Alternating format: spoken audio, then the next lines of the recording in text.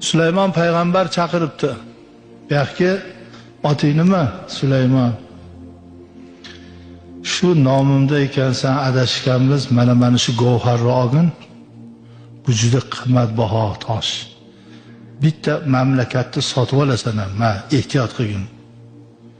Hali govharni olib tomosha qilib ketayotgan ekan, qo'lidan bitta shu govharga ishqoz qush bo'lar ekan, shunda qo'ldan tishlab olib ketib qolibdi.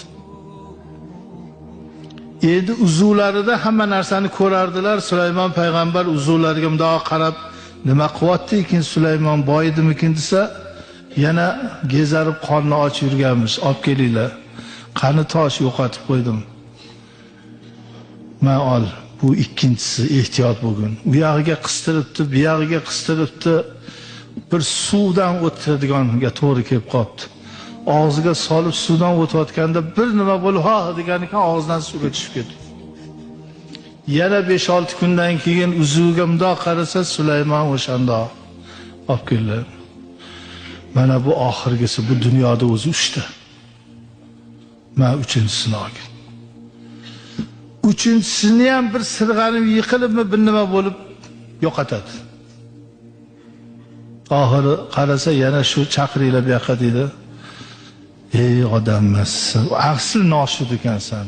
Men seni Xudo aslida seni shunday yaratgan ekan, men seni boy qilaman deb harakat qilibman. Yo'qol ko'zimga ko'rinma deb o'ribdilar. Haligi Sulaymon aytarmish, Alloh mingta payg'ambar bitta Alloh bo'la olmas ekan. 40 yildan beri boqasan, a'zolarni bergansan, biron marta koyimaysan. O'zingga ham sano bo'lsin. Bandang payg'ambaring 3 marta yordam berib yuzimga solib dargohidan haydadi-ya deb yig'lab bir joy kelimda o'tirsa, daraxtning qovog'ida bir narsa yalt qilamiz. Borib qarasa, uchovini ham o'sha qush olib iniga qo'yib qo'ygan ekan. Buni Alloh berdi endi.